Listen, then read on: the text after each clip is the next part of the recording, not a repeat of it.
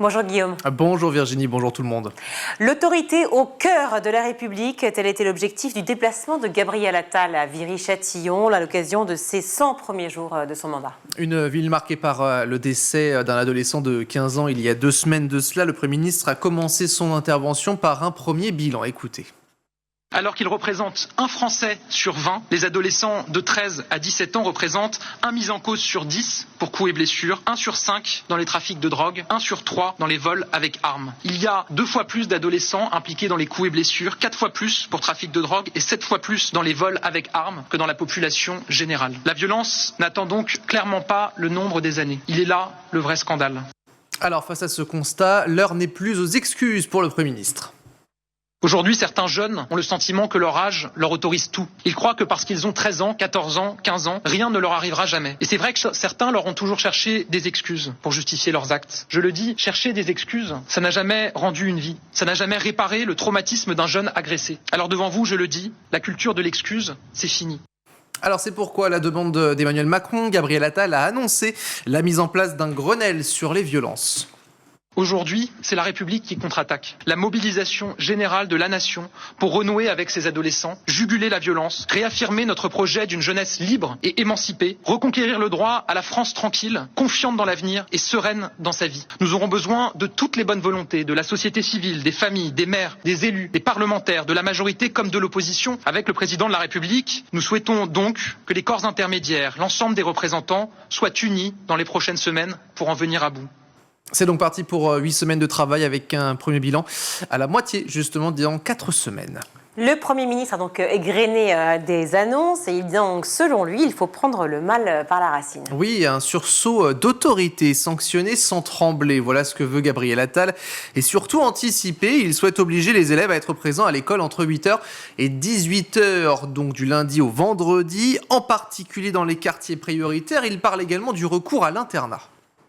Avant qu'un jeune ne tombe vraiment dans la délinquance, quand on s'aperçoit qu'il commence à avoir de mauvaises fréquentations, nous proposerons aux parents que leur enfant soit envoyé en internat, loin de son quartier et de ceux qui le poussaient à plonger. Pour ces jeunes, l'internat sera une opportunité, celle d'apprendre, celle de retrouver un cadre, celle de conserver intactes ses chances de réussir, celle d'éviter de sombrer dans la spirale de la délinquance et parfois du crime.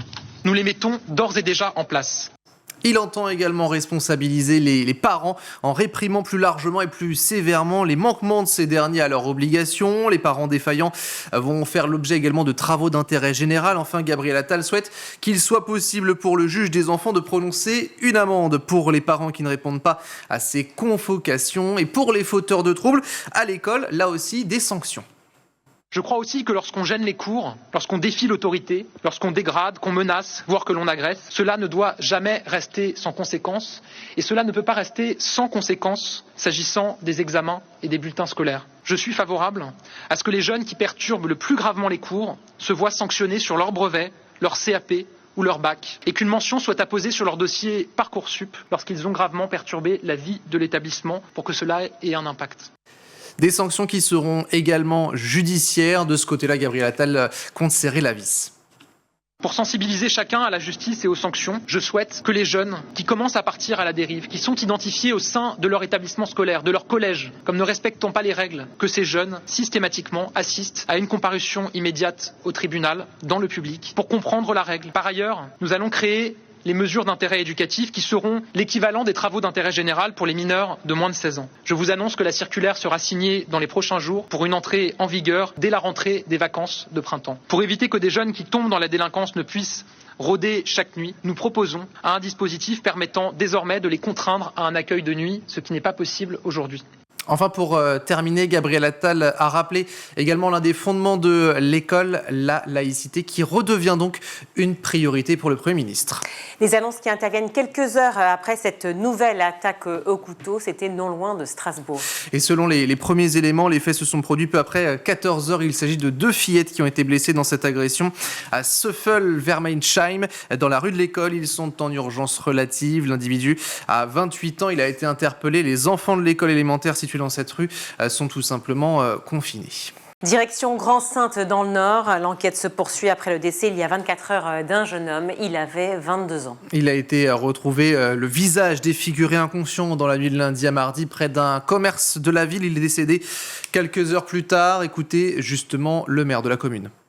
Aujourd'hui, c'est un drame qui s'est passé avec une violence inouïe, apparemment sur un jeune qui était sur le chemin du retour pour rentrer chez lui après une soirée chez des amis. Il avait 200 mètres à parcourir sur une avenue très fréquentée, une avenue sur laquelle nous n'avons aucun problème. Et le destin, la vie et l'atrocité et la folie de certains a fait que ce jeune homme est décédé. Alors une enquête a été ouverte et ce qui choque, c'est l'âge des suspects âgés de 14 et 15 ans. Ils ont été placés en garde à vue. Une troisième personne est recherchée. Une marche doit être organisée d'ailleurs ce vendredi. On part pour Marseille, violence toujours, avec un nouveau fait envers une directrice d'école. Et là aussi, les faits remontent à lundi, lorsqu'une mère et sa fille se sont présentées au portail de cette école car leur enfant n'avait pas pu participer à une sortie scolaire. L'établissement a tenté de calmer, notamment par la voix de la directrice, mais la grande sœur de l'élève l'a griffé, lui a porté des coups. Bilan 5 jours d'interruption de travail. Son état de santé avec Thierry Pajot, le secrétaire général adjoint du syndicat des directeurs et directrices des écoles, au micro d'RMC. Elle est choquée. Elle était déposée plainte hier, mercredi, contre cette famille. Elle est choquée, elle est chez elle. Ça ne l'empêche pas de travailler, de veiller à la bonne gestion de son école à distance. Thierry Pajot qui déplore également ce genre de situation et surtout une non-préparation de la part des proviseurs. C'est une directrice qui est expérimentée depuis quelques années. La violence face à un directeur d'école, une directrice, on n'est pas préparé à cela. Ça peut arriver à n'importe quel moment. Moi, ça fait plus de 30 ans que je suis directeur d'école. Ça peut arriver demain, ça peut arriver le jour de la rentrée, le 6 mai. On n'est pas préparé. Ça peut arriver à tout instant. Alors sachez que la mère et la fille ont été placées en garde à vue. L'enfant est retourné le lendemain à l'école, mais les familles demandent à présent le changement de l'établissement pour ce dernier. En Guadeloupe, nouvelle opération Place Net XXL pour lutter contre les trafics et les violences. Et sur place, le ministre de l'Intérieur Gérald Darmanin ordonne l'instauration d'un couvre-feu pour les mineurs à Pointe-à-Pitre. Écoutez. J'ai demandé, suite à une discussion avec monsieur le maire et avec madame la ministre des Outre-mer, à monsieur le préfet, de prendre un couvre-feu pour les mineurs qui va s'appliquer à partir du début de semaine prochaine, pendant les 2 prochains mois. Donc tous les mineurs de moins de 18 ans ne pourront pas circuler dans les rues de Pointe-à-Pitre après 20h. Et la police nationale appliquera à la lettre évidemment ces demandes. Le couvre-feu sera d'ailleurs effectif et ce, dès 20h. Comme tous les ans, Discover Europe permet à plus de 35 000 jeunes de partir à travers l'Europe en train pendant l'été. Un dispositif qui est mis en place par la Commission européenne et ce depuis 2018. Aux pays qui participent à ce programme Erasmus+, les candidatures donc, ont ouvert en début de semaine à midi. Il se termine le 30 avril à minuit. Les conditions, être né entre le 1er juillet 2005, inclus et en juin 2006. Inclus avoir une carte d'identité, un passeport ou une carte de séjour. Les candidats retenus pourront voyager pendant au maximum une journée, au maximum 30 jours entre le 1er juillet 2024 et le 30 septembre 2025. Ils pourront profiter aussi de réductions sur les visites, sur des activités sportives, culturelles, sur les transports, voire sur le logement. Ils peuvent aussi partir en groupe.